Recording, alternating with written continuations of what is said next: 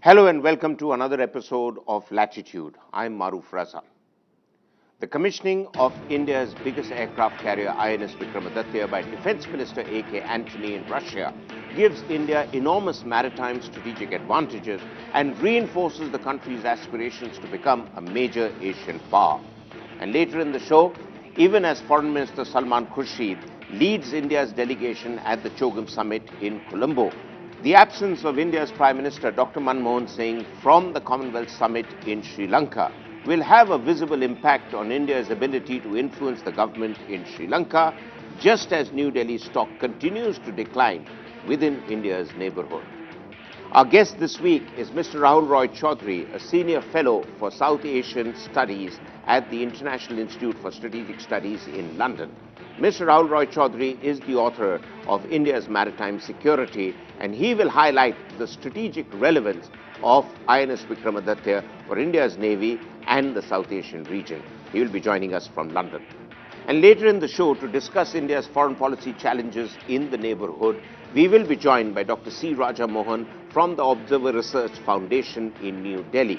Dr. Raja Mohan is the author of Crossing the Rubicon, the Shaping of India's New Foreign Policy, and Dr. Raja Mohan will respond to questions on whether India's foreign policy in the region needs to be re-examined. The commissioning of INS Vikramaditya, till date the largest aircraft carrier to join the Indian Navy, will address India's long-standing aspirations to have at least two aircraft carrier groups to operate on both sides of the Indian peninsula, but also to convey a strategic signal to India's rival and to guard India's large maritime interests. Vikramaditya, the pride of the Indian Navy, began its life as Baku and was rechristened as Admiral Gorshkov after the fall of the Soviet Union. Several missteps, many delays and several thousand crore rupees in overspending later, the ship joined the Navy in Severodvinsk in the Arctic regions with Defense Minister A.K. Antony proudly looking on. In India, it will be at the center of an ambitious carrier battle group with the potential to dominate India's nearby waters. It will bristle with MiG-29 fighters and choppers armed to the teeth, ready to carry the battle to the enemy. Is going to be a real game changer insofar as strategic reach and strategic capability is concerned. It is only an aircraft carrier which can provide you the kind of command of the seas that India's peninsular structure, which is as good as an island, surrounded by not too pleasant circumstances in the Indian Ocean, requires. If all goes well, INS Vikramaditya and INS Virat, the existing aircraft carrier, will dominate the Arabian Sea, the Bay of Bengal and parts of the Indian Ocean region, hitting the enemy from afar. Pakistan doesn't have carriers and Chinese Navy has only begun working on them last year. The exercise of sea power over large areas of the ocean are concerned, there is nothing that is more formidable and visible than an aircraft carrier. And nothing can replace that. But when it comes to sea denial, there is no question that the nuclear attack submarine is the most potent force. But sea denial platform cannot do many things that is required of sea control. Professionals may have differences, but it's clear that Russia has benefited from the Vikramaditya refit, which went hundreds of crores over initial projections. India may have got the aircraft carrier for free in 2004 from Russia, but it's going to cost the nation more than 12,000 crore rupees. Moreover, if the refit had been done in India, many yards would have gained from the experience. Perhaps the immediate impact of INS Vikramaditya becoming part of India's naval fleet is to convey a message both to India's friends and its foes that India cannot be taken lightly in the waters of the Indian Ocean. And joining us from London is Mr. Rahul Roy Chaudhary, a senior fellow for South Asian Studies at the International Institute of Strategic Studies in London. Mr. Chaudhary is the author of India's Maritime Security and a well-known expert on naval and maritime issues. My first question, Rahul, is it is said that the addition of a new aircraft carrier, the INS Vikramaditya, will be a game changer in projecting India's strategic capabilities. How important is an aircraft carrier for military diplomacy, and what can it be used for in war and in peace? The commissioning of the Vikramaditya into the Indian Navy signifies two important developments. Firstly, that the Indian government and the Indian Navy are committed to aircraft carrier capability for the naval air arm in the foreseeable future.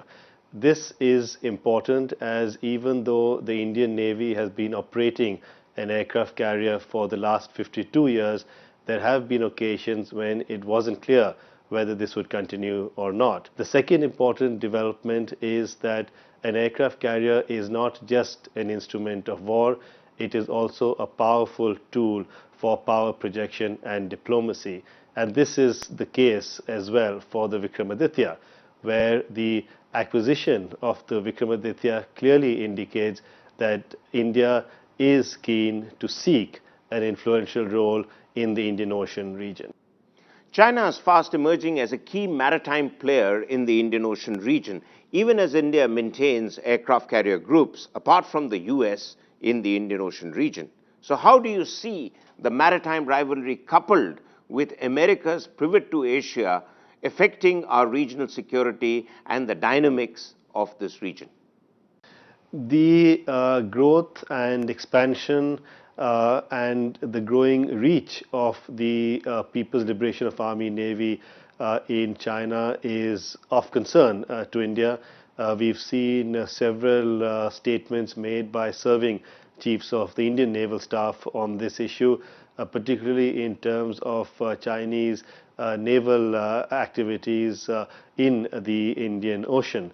Having said that, I think it's very important to take a decision as to where the priorities for the Indian Navy will be in the foreseeable future. Will it be the Indian Ocean, which is a huge area of water and has over 50 littoral states, or will it be the Indo-Pacific, which is even larger in terms of area and the number of states? If it is the Indian Ocean, which as I said is itself a huge area, then it means that India will be in a stronger position in relative terms compared to the Chinese Navy, which will be limited in terms of the reach that it can undertake vis-a-vis the Indian Navy, which is an Indian Ocean Navy. India's Navy is also expected to guard the shipping lanes from the Middle East to East Asia.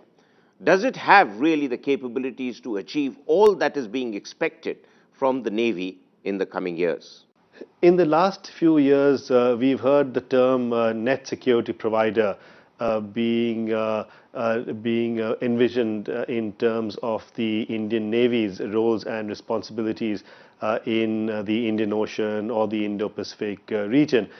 This is not an Indian term. This was first used by the US National Intelligence Council in their view of the Indian Navy's role. Whether India agrees or disagrees with the term, it is important that India plays an active role in naval diplomacy and in influencing developments in the waters around it, especially, I would argue, the Indian Ocean. In this case, the sea lines of communication for West Asia are particularly important in terms of the growing demand for energy resources and the growing dependency on the import of oil and energy resources for India from West Asia. At the same time, it is important to ensure the stability and security of the sea lanes of communication leading towards the Straits of Malacca and Singapore. Well, it's quite clear that the addition of INS Vikramaditya to India's naval fleet will not just add to India's maritime muscle, but add to the capabilities of a navy which is regarded by the Americans to be capable of operating up to NATO standards.